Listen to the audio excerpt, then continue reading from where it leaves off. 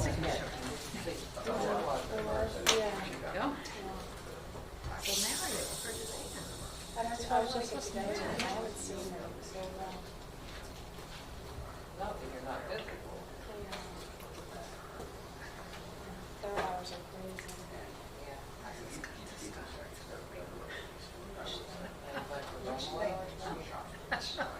the treadmill.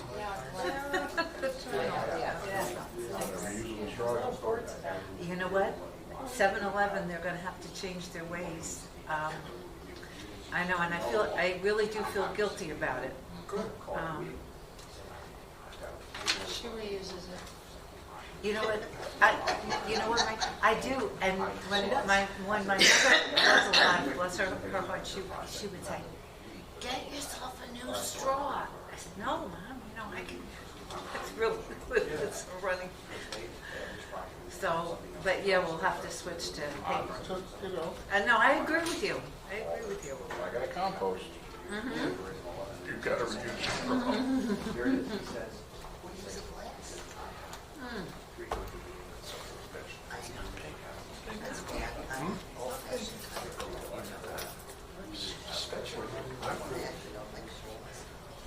Yeah, you want to talk to the companies that you would want to tell them about the new project coming out.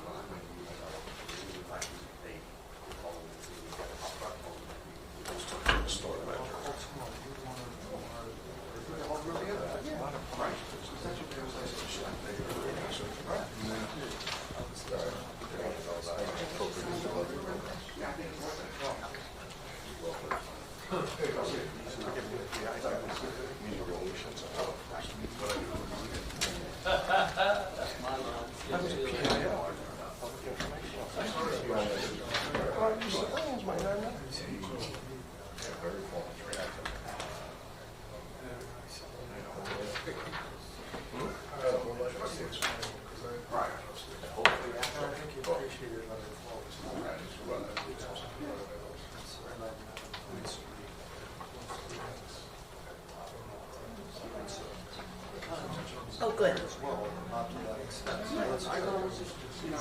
what I was thinking. Right. Yeah. Yeah. You know what? I kind of thought we're learning how each other thinks. Yeah. So yeah, that'll be good.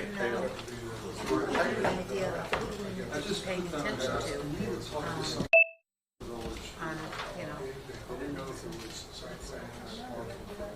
Yeah.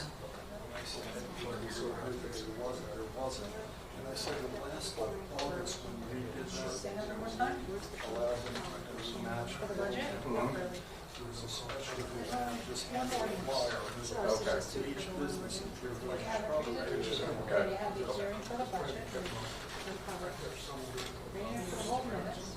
Then here's a warrant for minutes for public hearing. Ordinance for introduction. Should we go here?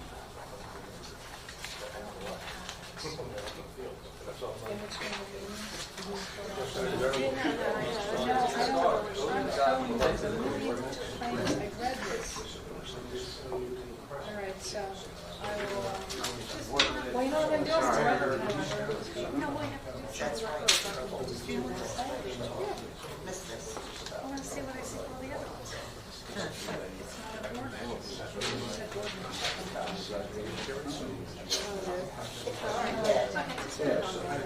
Here, I'm going to give you this back. Ordinance we can show. We went across the street. I had a feeling a lot of people were going to say. Then it goes here, public participation. We went across the street. And then on board to run Yeah. when you get to that. Here, here, that's you.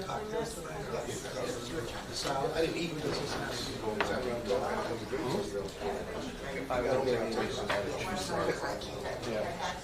Is it going on Thursday? That's good. Only because Dennis is ready. Good evening. May 20th. 22nd, 2019 meeting of the Long Branch City Council will now come to order. Roll call, please. Mr. Dankler? Here. Mr. Viera will be absent. Dr. Vogt? Here. Dr. Selly? Here. Mrs. Wittes? Here. And I hereby certify that this meeting has been published in the newspapers in accordance with the Open Public Meetings Act and posted as required by law. Thank you. At this time, we'd like to ask Mr. David Zell from ARH Engineering to please come forward. How's everyone doing this evening? Good. So, I'm here this evening to talk about Jerry Morgan Park. As most of you should be aware, we passed a resolution, it's actually R 5419 in March of this year, authorizing an application to go in for funding for the Green Acres program.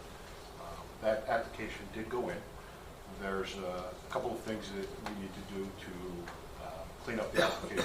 One of the requirements is a public hearing. We did have a public hearing, but it was not done with this board, and that's one of the requirements of the Green Acres program. So we're here tonight to talk about what improvements were included in the application. It included synthetic turf soccer field that would replace a portion of the existing softball. And it included removal of the handball courts and construction of, on this plan I have 2 basketball courts. If we can fit and design a third, we will. And then that would also require relocation of the paved path and an adjustment to the retaining wall. So those are the proposed improvements that went in with the application. And this is an opportunity for this board and for the public, if anyone is here that wants to provide comment and input.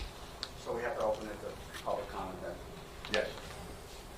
Is anybody in the public? Is there anyone in the audience who would like to ask some questions regarding Jerry Morgan Park? No? Thank you. If I may, Jack Kearns, are there dates associated with any of this, like the target date for completion of the work or anything like that? Give me a second. The No, target this is, date- this is an application for Yeah. funding, right? Yes. So, once we get the funding, then we would go through the Then we'll process. set. of Okay, so it's a design. little too early to answer that question. Yes. Thank you. Correct. Thank you. Bill? Yes, you mentioned 2 basketball courts. Yes. You're going to put 2 more? Or- Yes. It would be where the tennis court and handball court are. They would be replaced with basketball courts. Dave, what, oh, I'm sorry. Is there a need for 2 more? I'm under the impression that there is. I'm just asking. Okay. I would ask maybe, do you have any insight into? We have tournaments and so forth planned.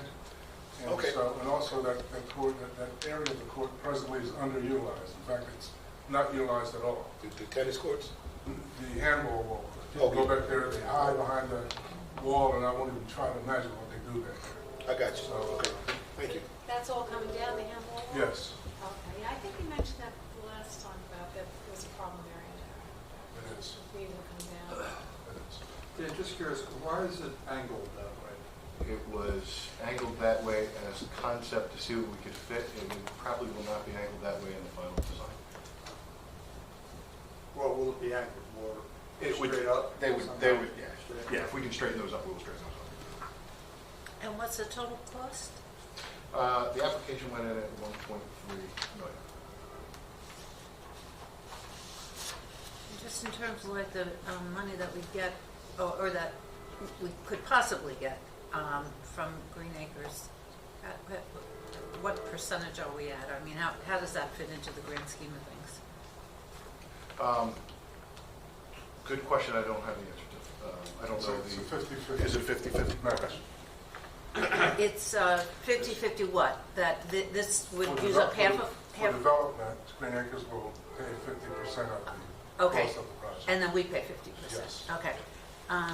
But we could, if we wanted to, we could put in more applications also. Is there a limit on the amount that we could put in? I'm- 50%.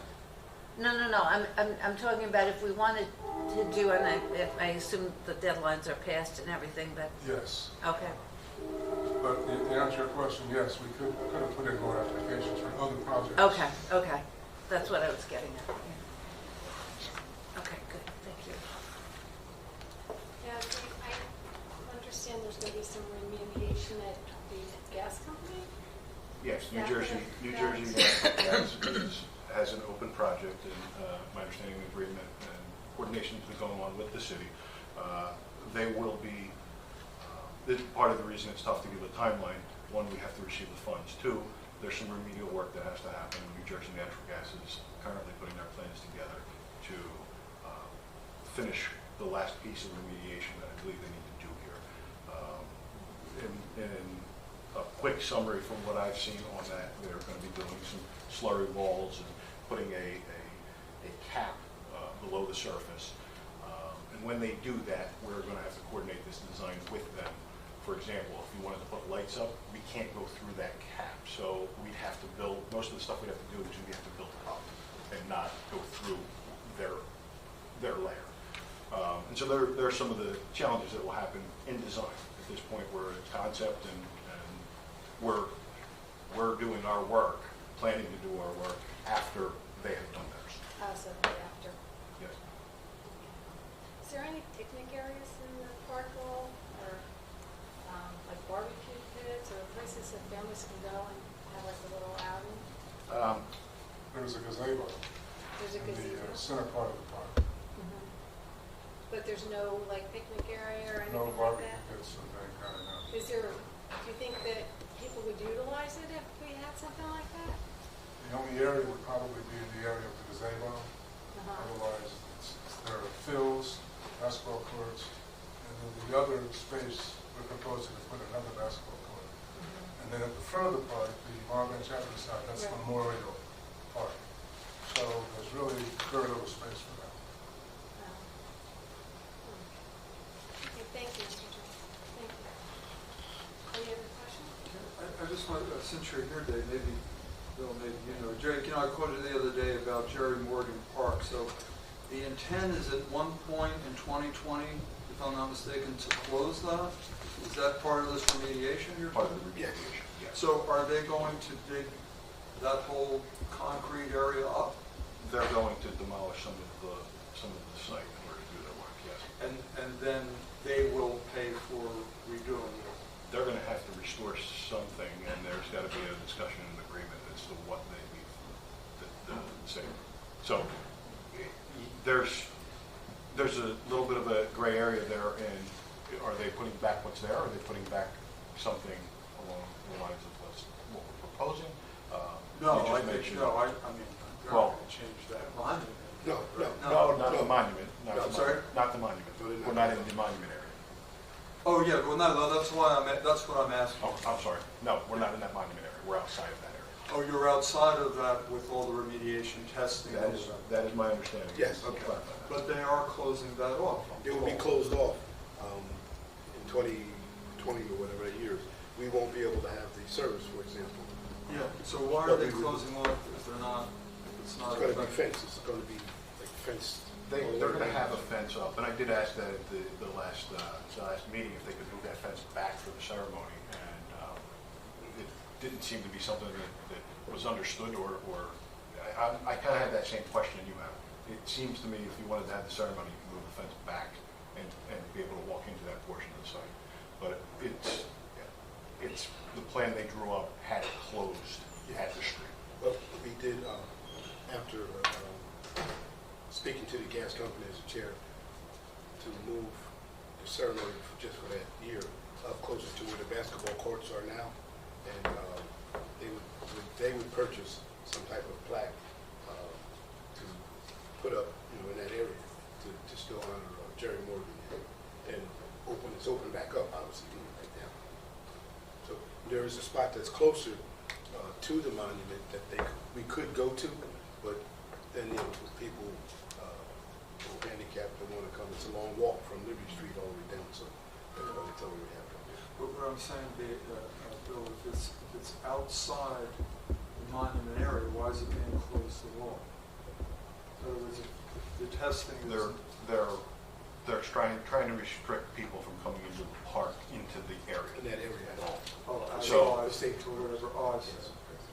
That's the why. They're just trying to stop people from entertaining going in. But they are gonna put everything back the way it was? Yes, as far as the monument. No, I mean everything, like the Yeah, grass, yeah. and whatever was there. So that's something that, Years ago, before the monument area was built, we used to have the service in the parking lot on the west side of that park. So there's plenty of space. You can actually, there was a small monument there as you went to the park from Liberty Street. That's where the ceremony used to take place. Then we built it on the Liberty Street side, the Long Branch Avenue side, and it takes place there now. But you can easily have the memorial service on the western side again. There's plenty of space for parking in lieu of going on the Long Branch Avenue side. But I think both the mayor and the council president referred to the fact that are these upgrades going to be disturbed and possibly not replaced to the same level. No, what's going to happen is going to happen before the upgrades. Well, but the you seemed remedial- uncertain about. No, the remedial work will happen before we do the upgrades. The question that I would ask, and perhaps this is something the administrator or the solicitor can work on with me, is what the agreement says for New Jersey Natural Gas to restore the site. So now you've just heard that it's a 50-50 with Green Acres. Well, that 50% may be able to come from whatever the restoration would have been on the New Jersey Natural Gas site. I don't know what It's a matter of negotiation. Yeah. Okay, which means that it's kind of open, matter of negotiation that. Well, Yeah. I would assume that if they're going to disturb, they are going to have to pay for the restoration. So it's not unusual for there to be a remediation and done at the same time that you do an upgrade. It's just a question of what they're, if they, typically my experience has been is that if they had $1 million cost to restore and you said, oh, look, we don't want you to restore, we want you to just give us the $1 million. They're happy to do that because frankly, it caps their responsibility. So, and I'm not saying that that's how this will end up, but that's typically the way those negotiations go, right? George, is that your experience? Yeah. So, once they finish their remediation, then would we be able to approach them about using that area as the parking lot? Could it be blacktopped and used? Yeah, although I think we're talking about different areas. No, but I'm talking about now, New Jersey Natural So Gas. certainly, and we can get into this discussion George can have with them is, one of the ways to remediate is to cap it, is to put asphalt on top of Yeah, it. it is a mechanism that you can use. Yeah. So, that might be, the answer is that might be part of it. Okay. So then if we do that, maybe we can think about putting some picnic areas in the park too. Because it would be a great way to make that park, become very active for families. looking at the configuration right now, there's some open area that is not accounted for that potentially we looked at when we get into the design. Okay. So will that come back to this table then again, when we start talking about the design possibilities for it, or how will that part happen? Step one, we need to get the grant. Step two, yes, it can work actually however you would like. I can sit down and we can talk about what it is you want to do. It has to match what you've just put in for it. So we're asking to do a soccer field right now. If you come to me and say, no, we don't want to do a soccer field, that changes the ability to maybe grant. So, but yes, when the design point comes, absolutely, we can Okay. have that. But Okay. Anita, I think we're talking about two different things, right? One is the grant for the soccer field, basketball courts, etc. Right. The other is Rosa's suggestion about a parking lot, the remediation that needs to take place, and the negotiation of that. Right. Right, Dave? So it's two separate issues. Yeah. You're just here, so that's why I asked you about it. Understood. Yeah. And for the record, we are here to talk about the park site and the fields and the applications going in. So all that other stuff is good, but it's actually it's outside of the limits of this project and Yeah. job. Right. Mr. Jones, did you? Yeah, we standardly, Councilwoman, just for your information, we have regular meetings with the engineers as they go forward with their conceptual plans and then eventually their site plans. There are regular meetings that we hold, and then we're given updates. At that time and during those sessions, we can change the plans or include something else as we go along. Perfect, great. And even during construction, we have regular meetings as we proceed. Yeah, good, thank you. Thank you. Anything else? Thank you. Thank you.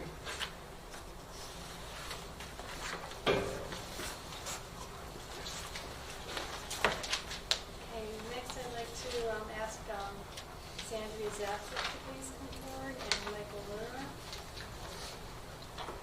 I'd like to introduce my supervisor, Michael Litter. He's the Director of Prevention and Recovery, and it's probably best to speak on these grants and answer your questions about the funding. Thank you. I'll let you take the mic. Okay, Welcome. thank you for having us. So I guess should I give an overview of the grants? I guess that's the best way to start. So first, we are part of RWJ Barnabas Health, so we're the Institute for Prevention and Recovery, and our work focuses on the prevention and recovery of substance use disorder. We have received multiple grants. One of them in particular is from the state of New Jersey to do the Communities That Care program. It's been a great opportunity to partner specifically with the city of Long Branch to look at risk and protective factors for the youth of Long Branch to see what we can do to not only prevent substance use disorder, but other things such as delinquency, teen pregnancy, many different risky behaviors amongst youth. This has given us the opportunity to partner in many different ways. So I think to talk specifically about that and then also the recovery side. So in that process of getting the Communities That Care grant, we were fortunate enough to get connected with the HERES Coalition that has been started by the mayor and councilwoman and many others to focus on the recovery side of substance use disorder within the community. So we're very excited to have Communities That Care, which is going to focus much on the prevention of substance use disorder. And then for those who are afflicted with the disease of addiction and need the support for recovery, we also can help support on that side. So what we have recently done is submitted a few grant applications, two of them specifically to the County of Monmouth. One is to provide recovery supports, so activities that help an individual who have gone through treatment, who have entered into recovery from substance use disorder, help support them through that process. We know recovery is very much a peer-driven model, that someone who has experienced substance use disorder and has recovered themselves is in one of the best positions to help support someone maintain and extend that recovery into long term. So we've applied to the County of Monmouth for, it's a relatively small grant to do recovery supports. But when we looked at that, we looked to see what other opportunities were there for us to be able to braid funding, to really do as much of a, to take as much of a comprehensive approach as we could. So in addition, we applied to the County of Monmouth for a case management grant. That's a slightly larger grant. If awarded, we will be able to hire 2 case managers. The way we look at recovery is not just abstinence, it's looking at the whole person. We know that someone in recovery not only needs to be abstinent from substance, but also need housing, transportation, build a relationship with their families. All that whole person is really where you find the most successful long-term recovery. So a case manager will meet with an individual one-on-one, figure out what they need. Maybe housing is their issue, maybe employment, maybe they have family dynamic issues, whatever it is. And we will come up with what we call a RAP plan, which is a wellness and recovery action plan. So it helps them identify, housing is my issue, and here are steps to connect to social services or whatever is available. So those are the 2 grants that we applied for from the county. We are also working with the Monmouth Medical Foundation to try to utilize some donations that they have received from a private source to help open a recovery center. So the idea would be is working in conjunction with the HERES Coalition, the mayor and council, identify a physical location within Long Branch where we could provide these recovery supports and case management services. We know that stigma is the #1 barrier to someone who is suffering from substance use disorder. Our dream is that that barrier of stigma goes away. We know addiction is a chronic disease and someone should be able to walk into a doctor's office or wherever else and deal with it same as diabetes or high blood pressure, cholesterol, whatever it is. So we know that's not the case. We know that not everyone is equipped to deal with the disease of addiction like they are with diabetes or whatever it is. So our dream is a stigma-free recovery community center where someone walks in with very little hesitancy, very little stigma, just like a YMCA. Someone will walk into a YMCA or a Boys and Girls Club. And there, that's where they would be able to access the recovery supports from a peer recovery specialist, a case manager, and various other things. We also, lastly, are submitting an application to the Impact 100 folks because they are able to offer to successful applicants one-time funding. So we're hoping to utilize that funding to help build out the center, to fill it with the different things that we would need to make that center successful. So that application is due at the end of the month. So that'll be in our 2 Monmouth County grants have already been submitted. We're just waiting to hear back. The Impact 100 is due at the end of the month or early June. And we're meeting with the Monmouth Medical Foundation and some of their private donors currently, and that's an ongoing process. They've already said that they want to focus their efforts on substance use disorder, in particular, the overdose and opiate epidemic. We just need to tell them the specific plan that we're looking at to get their buy-in. But we're hopeful that instead of just little dribs and drabs or little small pieces, that collectively, when we put all these pieces together, we'll really be able to offer something that's very comprehensive. We currently have state grants to serve our hospitals, so we serve all of our emergency departments throughout the RWJ Barnabas system, as well as many of the Hackensack Meridian hospitals, Centra State, Trinitas, with the opioid overdose recovery program. So anyone with substance use disorder that comes into our EDs or inpatient floors, we connect them with a recovery specialist and a patient navigator to help them enter into recovery. So we help start their journey into recovery. Our hope is that now with a recovery center that we'll be able to help them continue that journey. We also will, strongly partner with many different community agencies. Preferred, for example, has a grant specific for Monmouth County. It's called the STAR grant, which is Support Teams for Addiction Recovery. So they'll be able to partner up with us and collaborate and offer some services, and really anyone else, because we can't do it alone. There's a tremendous need. So it's not only us braiding funding that we'll apply for, but also collaborating with the community. I hope. I have a couple of questions. Yeah. Will it be beds there or just a walk-in type of? Wouldn't be beds, so it wouldn't be residential in any way. The idea is, the best way to say it is it's a community center, almost like a YMCA, specific for those with substance use disorder.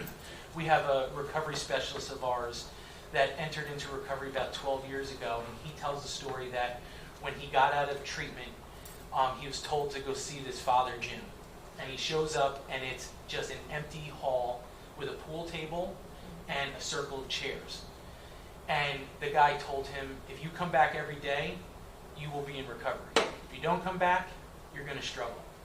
And at first he didn't understand, but he realized that coming back every day, he found that fellowship, that peer recovery supports, and just the pool table was a draw enough to play pool, which then led him to the circle of chairs, which was his path was an AA meeting. And he attended an AA meeting, again, finding that peer recovery supports with other individuals who have, lived it, been there, done that. And now he's actually 14 years in recovery. What about job placement, job training? Where does that fall in? So, again, that's another opportunity, and really it'll require us to partner with other agencies. we don't want to reinvent the wheel. There's many agencies throughout the county, even within the city that do job readiness training, job placement. So our goal would be to bring all those services in and partner with whoever's offering it. Now, we may, through our case managers, recovery supports, we may be able to do simple things like resume building or soft skills training. Some, things that don't really require extensive funding, we can do that. But if it's maybe a job fair, technical training, access to vocational skills, we would partner with any of the agencies. That's part of the specialty that currently our patient navigators do, but also the case managers. Half their job is to work with the individuals. The other half is they become an absolute expert of what services are available and how to access them. They know the tricks to get in, when a program is available. So that'll be part of that building process. And that's also the advantage of partnering with HERES and the communities that care. We just had our key leader orientation that was tremendous. It was extremely well attended and really had a diverse offering of different services and agencies that serve the area. So it's going to be tapping into those resources to do that as well. And what are the ages that you're going to target as far as provide services for? So we will serve anyone. Our prevention services will almost always focus on youth. The idea is that it's the onset of first use with substance use. If you can delay a child from using any substances till age 21, their likelihood of having substance use disorder drops off tremendously. So our prevention efforts will always be with the youth. But on the recovery side, it's really going to be any age. There's definitely a younger population more recently with substance use disorder, so the 18 to 24-year-olds. But we will serve anyone. And the services would be free to anyone that comes to the Yes. And that's our hope. recovery center? So our hope is that by braiding the funding, by tapping into existing resources, there wouldn't be a cost. That's always the hope, and that's the plan. That also helps with sustainability. So that funding. Do you have a place where you would house this? Excuse me? Do you have a location where you would house this? That's where we're going to need some help from the HERES and the mayor and council to help us identify space. We don't currently have one, but our goal is somewhere within the city of Long Branch, maybe in a high visible walking area. But once we secure the Monmouth Medical Foundation funding, which is what we hope to pay the lease and the rent, once we have that secured and we know what our budget is, then that's when we'll start the process of identifying a space. Again, looking for advice from HERES and from various members of the community to help us figure out where's the best place, what's going to be most utilized, all those pieces. We don't want to really dictate where that's going to be. So Michael, we're all kind of learning here as we go. So, I mean, in a simple scenario, so you have someone who, let's say, comes to the emergency room, who either overdoses or comes to one of your facilities there at the hospital voluntarily, right? So they come in, they want help. You have, what do you do for them first? And then I guess my question is, so then when they get referred to this new place, if we were to get the grant, what is different about it than the usual route? That's perfect. So basically, anyone comes into our hospital with substance use disorder. It does not have to be an overdose.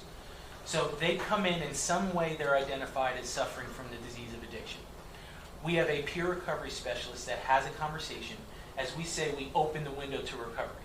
Someone with substance use disorder, their window to recovery opens and closes 100 times a day. Our recovery specialist gets them to the point to say, yeah, you know what, I think I have a problem and I want to do something about it. Once that happens, we have a patient navigator who is a clinical person who does a screening or assessment on that individual to figure out what they need. There's no one-size-fit-all to recovery. Everyone has a different pathway.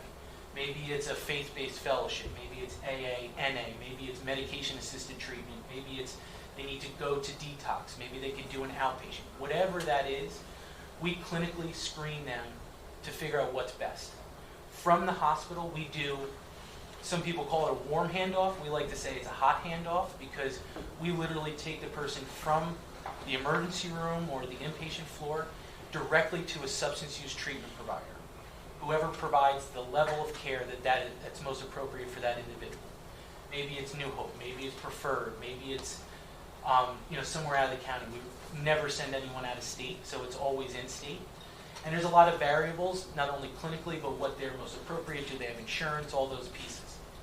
Once they go to that program and engage with that program, maybe complete that program, let's say it's residential, once they've entered into recovery and completed or have started and engaged in their treatment journey, then they will be referred to the recovery center. So this will be an individual who is actively participating in their recovery, whether it be through a treatment provider or whatever is most appropriate. The idea is that alongside of whatever that care is, they need that recovery support. They need that individual to stay with them. Let's say it's an IOP program 3 days a week. That individual who's going to help ensure that they attend that program 3 days a week. Part of that is a relationship. It's building that engagement. So the idea is that once they engage with treatment, which most of our patients do, we actually have almost a 75% success rate in connecting individuals to treatment. 100% of the people who have asked for help, we're able to get them help. The next task is to help them maintain that. So we get them connected and we help them maintain. So the idea for the recovery center is that it's a way for them to engage with the peer recovery specialist, build that relationship. The other thing too is a real high rate of relapse is when some of the other social determinants of their health go awry. If they come out, finish treatment, and they don't have a job and they have economic struggles, that could be a pre-relapse indicator. They don't have a place to live. So we're also helping them along that way, along that journey. It's a model that is used across the state. Generally, the intensive support lasts about a year. So we would hope that someone would stay engaged with the program for about a year. But it tapers. As they start building their support system again, they re-engage with their family, they may need less intense support along the way. But also, there's people who, addiction is a chronic disease. It relapse is a part of that process. So our hope also is someone who may have been successful for a long period of time. If they start to struggle again, maybe they come to us before they use again. Or if they do, we can catch it early before it just continues to spiral out of control. Is the larger grant or any of the grants either dependent on each other, or, for example, the larger grant where you need a space, do you need to identify and have the funding, like you said, from the foundation for the space in order to get the grant, or, you know what I mean? Is anything connected, or? So we're writing each application individually, because as a funder, it's not good to submit an application like, if I don't get this, I can't do this. So in our applications, we've wrote them independently. So yes, we can provide each service individually based on the applications that we wrote. Definitely not ideal. Definitely not as comprehensive as all the funding together. But yes, we can. If we just got the case management grant, for example, we could provide just that resource. We have our, again, because that's a county-based grant, so we have our office in Eatontown, right on Route 35. So we could provide the case management out of that office. There's multiple scenarios, but yes, we could do it individually, but our goal would be for all that. The one caveat to all of this is that we've been fortunate enough to be part of a process with the state, with Medicaid and the Department of Mental Health and Addiction Services. Recovery supports will be a reimbursable service through Medicaid starting July 1st. So if we don't get the grant, we will have the opportunity to utilize some of the Medicaid benefits to help fund some of the service that we'll do. They're also looking towards October to also reimburse for the case management. So, the county grant might just be something that gets the flywheel starting and kicks something off, that it could be, again, like an outpatient service for any physical therapy, diabetes management, whatever it is. So are you here because you need the support or endorsement of the city or something, or this is just informational, or what? It really is informational in terms of, if we do, if all this does happen and we're looking for a recovery center, when all is said and done, we wanted everybody to be aware of what was going on. So it's informational right now.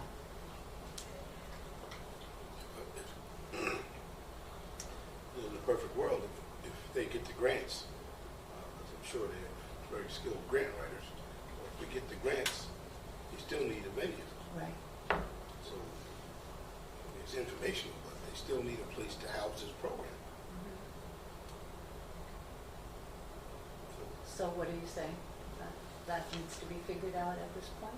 Well, no, I'm not telling them their business. I'm just Yeah. saying, again, if the money comes through, where are you gonna house it? How big of a facility will you need? Our hope was around 3,000 square feet. Again, we looked at space that was much larger and much smaller.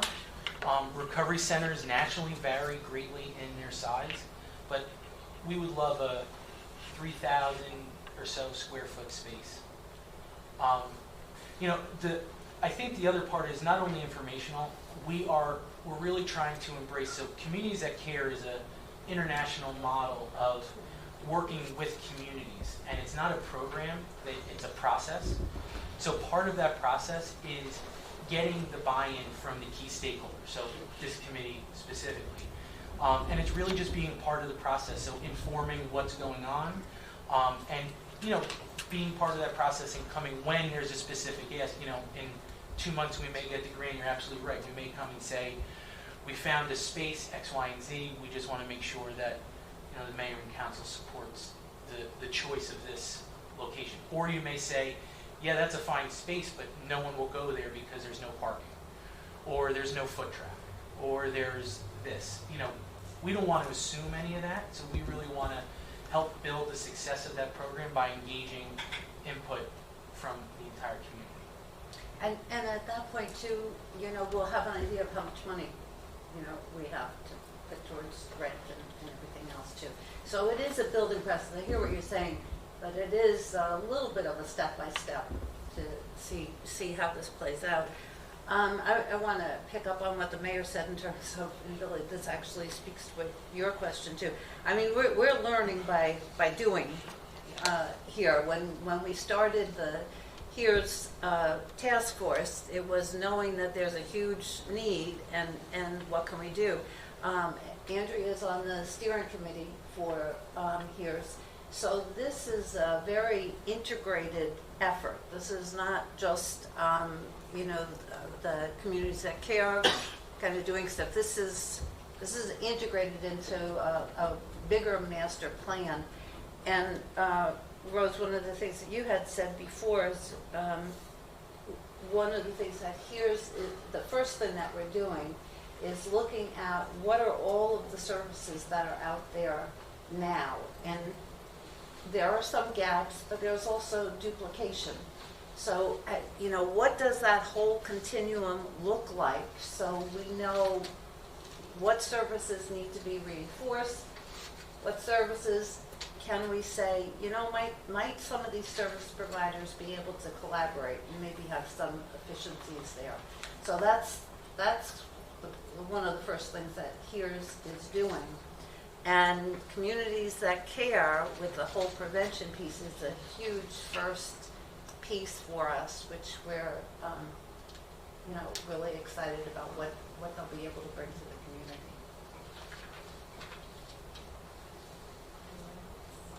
I worked for an alcohol drug rehab center about 2010, 11, 12, and we also had a recovery center there. I saw a lot of miracles, so I think it's a great concept, and hopefully we can help our citizens here in Long Branch. Yeah, thank you. It really is amazing when you see an individual. We just had one of the first individuals we saw actually at Monmouth Medical Center almost 2.5 years ago when we started the ORG program. We were at a statewide addiction conference and he walked up to us. Similar, he's in the field now.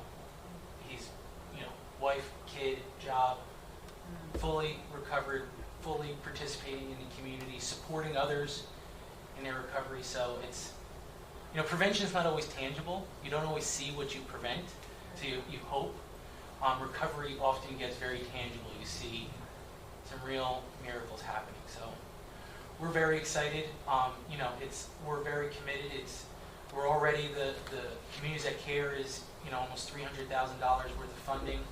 This would be almost another just under $400,000 in funding annually. So to be able to be a partner in the community and bring, you know, just under $1 million worth of funding to address substance use in Long Branch, we're really excited.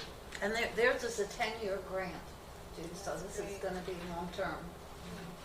Yeah, we don't want to come in with a program, tell everyone what we want to do, and then be gone in 2 years. We want to be, you know, part of the community for a long time. Thank you. Anyone else? Thank you so much. Thanks for having us. Thank you. For coming in. Jack, did you have a question? I just, this is a very, very important effort that we're talking about here to our whole society, especially to the young who get sucked into this stuff. And so treatment isn't a needle in the arm to get you over it like a flu or something. It's something that's as much psychological as anything else. It's much dependent. And it doesn't cure overnight. And it doesn't stay cured forever unless you work on it. I know what's going on in the library. I'm very familiar with other activities in the area, including Anita's.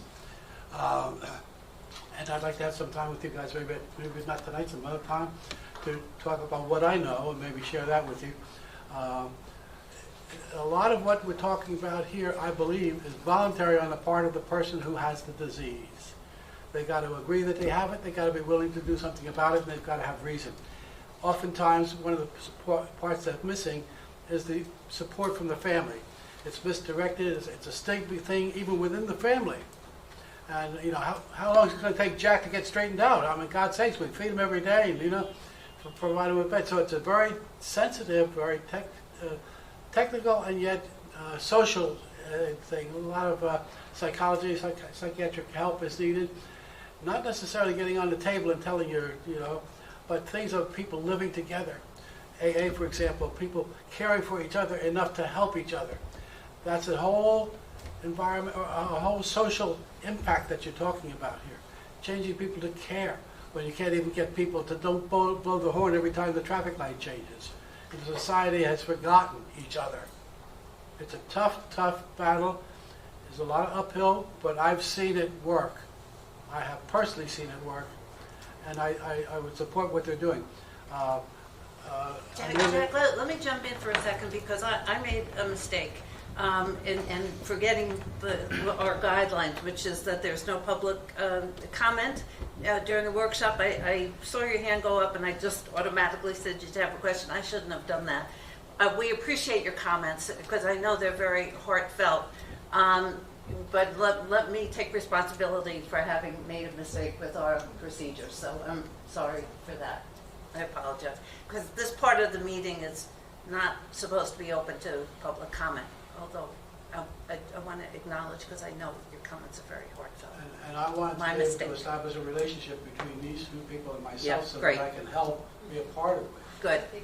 Good. Thank you, Jack. Thank you so much. Yeah. Thank you very much. I get a little passionate. Yeah, I know. I do too. That's why I apologize. The next. Thank you. Thanks for coming in. Thank you so much. The next is the discussion ordinance of tax exemption for disabled veterans. Mr. Martin? Thank you. What we're trying to do with this ordinance is kind of make a written policy for something we've actually been doing for years. Yes, we are. We don't have any formal written policy, and this is kind of just codifying that just to protect us in case anybody asks, why are you doing it the way you're doing it? So what this is we are going to implement the tax exempt status from the day the assessor grants that status. And a lot of people try to extend that backwards to try and get refunded their taxes from the date of their disability, from the date they were considered disabled. And we've been practicing this for years, probably 30 years, the way it is now currently, and this is just kind of codifying the practice, just to insulate ourselves from any future potentials. So for those who don't know, could you just explain? For those who don't know, if you have a 100% veteran disability status, you are 100% exempt from property taxes. So once you become labeled, classified as 100% disabled by the military, you apply to the assessor with the proper credentials, and they negate your taxes going forward. But every time you move, or if you go to a different town, or if you enter a different town, you have to reapply. So that's how it occurs. So Mike, just out of curiosity, let's say you have a husband and wife, and the father and the husband is a 100% disabled. If he passes on, if the house were in both names or something, does that continue? How does that? It does not continue. Yes. It does A continue? surviving spouse of a 100% disabled veteran does also keep exempt. the exemption as long as they're, I believe, they do not remarry and they, they're in that house, in that town. If they move somewhere else, then they would have to reapply with that town as a surviving spouse of an exempt veteran.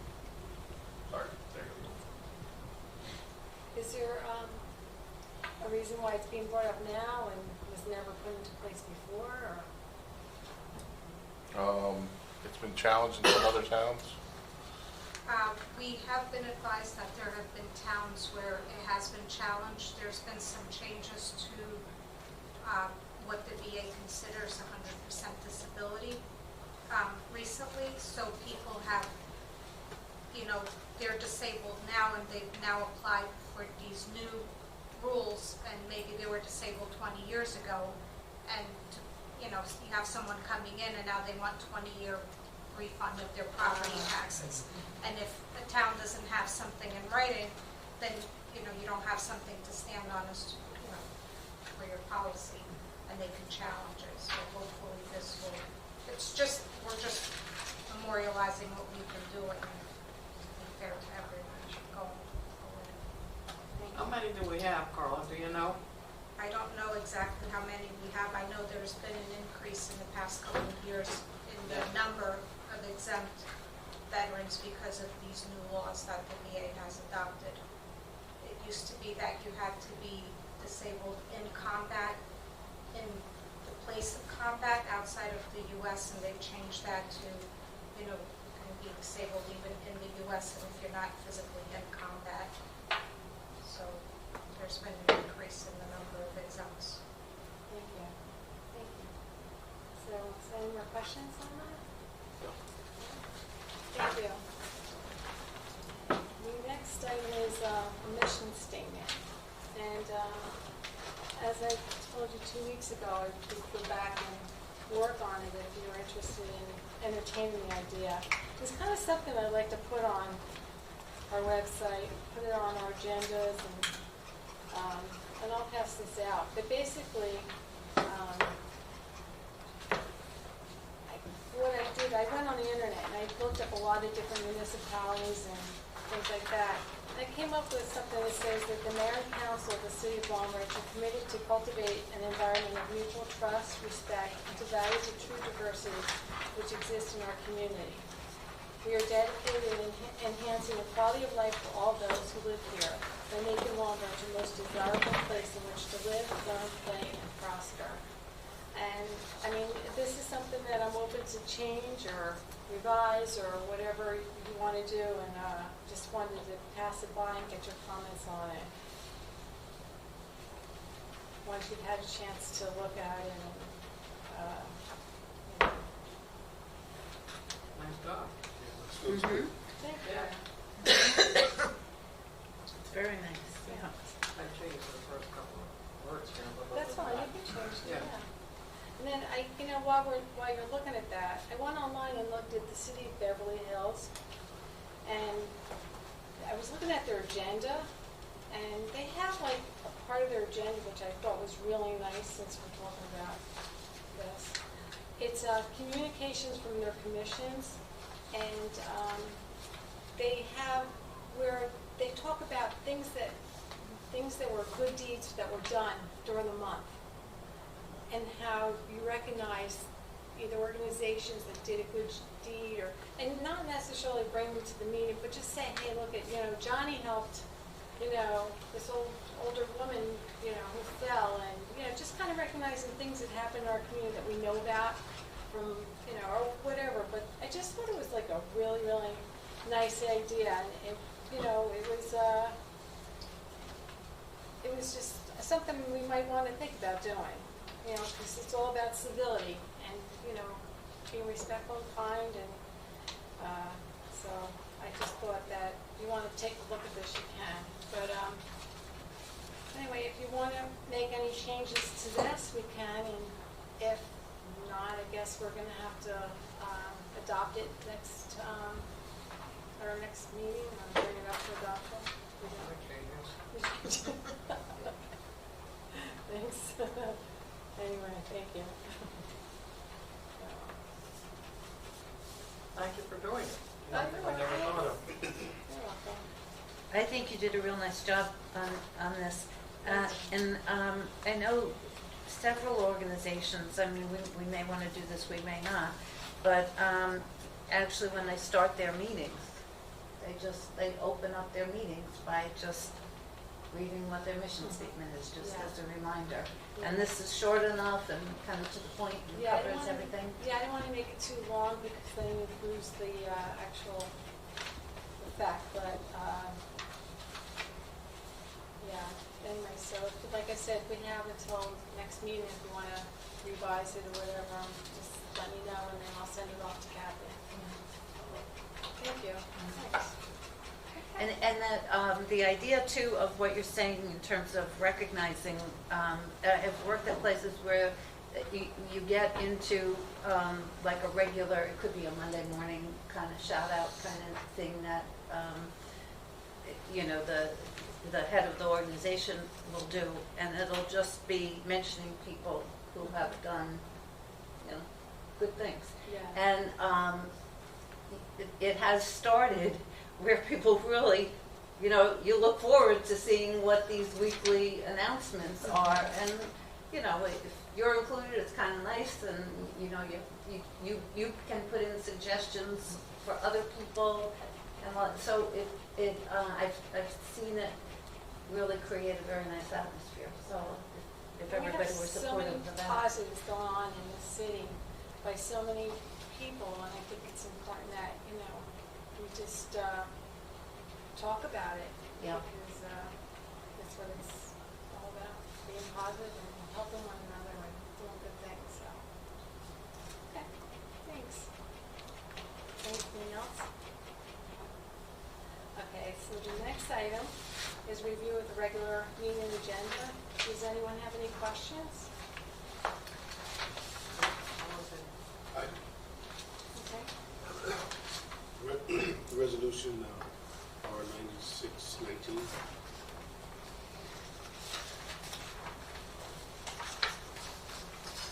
LGBTQ Pride Month. Can we vote on that separate, please? Yeah.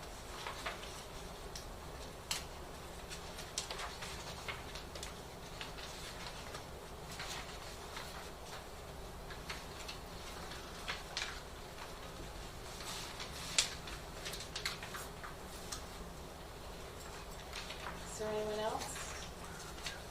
What was it? You would like to vote on Vote on that? separate. Oh, hold on. Oh, I'm sorry. I didn't hear you say that.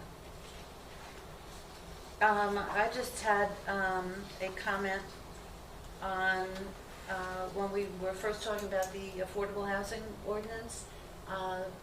We had mentioned the idea of, really doing some PR about that. That's a pretty significant thing that is being passed. And I just want to bring that up again, that if we want to revisit that, Mayor and I feel about that, but we thought that was a pretty significant step. And I think it's an opportunity to have some very positive publicity about it. I wouldn't want to lose that moment.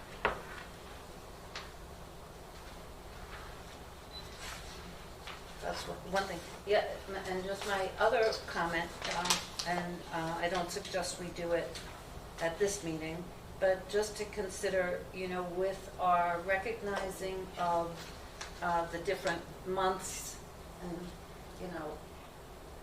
that, they're part of the consent agenda, and they go by and they're pretty much unnoticed. And when you read them,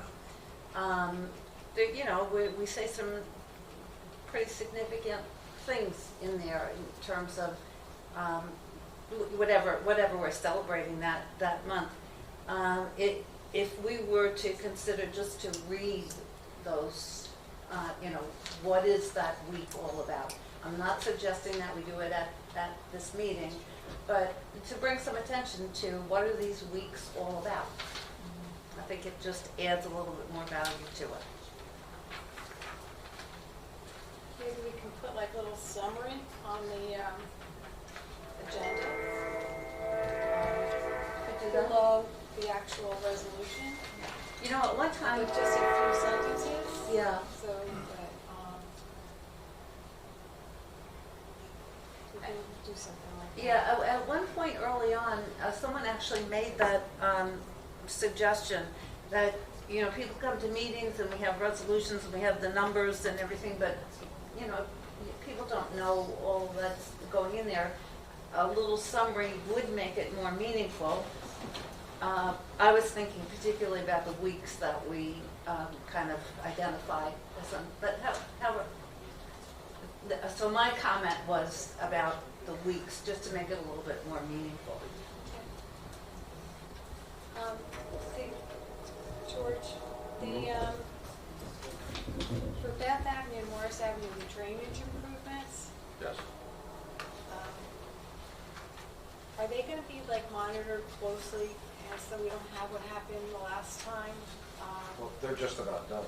They are done? They're Okay. not totally, but Okay. we're closing in, yes. Okay, and there were no problems then with anyone? Well, we had some calls from some residents, some that were concerned about shrubs that were taken out that was excessive. But I can tell you, the calls that I got, Jerry Frieda from Avakian, when I passed them on to him, there was no second call back. Things were resolved. We had some concerns. I still have some conversations with Mike Irene about his professional building on Morris Avenue. We're fixing up some issues there, but they're going pretty smoothly. And this was a difficult project because it went through so many different properties, and because of the age of the infrastructure, there are many properties that we don't have really solid easements or right-of-way on, so they do present some problems, but they've all been managed quite well.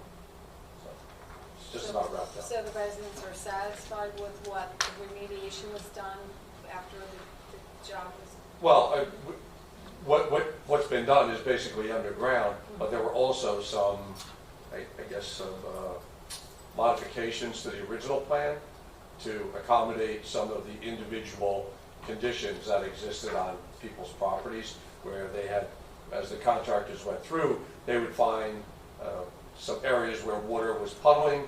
They would put in another inlet so that it fed into the system.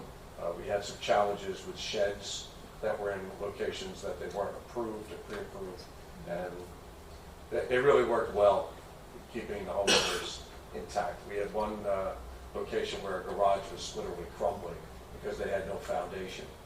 There were no footings, but it all worked out quite well. So it was, for a challenging project, it was done quite well. Thank you. Anyone else? Okay. So now I need a motion to close and go into Executive go session. into executive session. So moved. All in favor? Aye.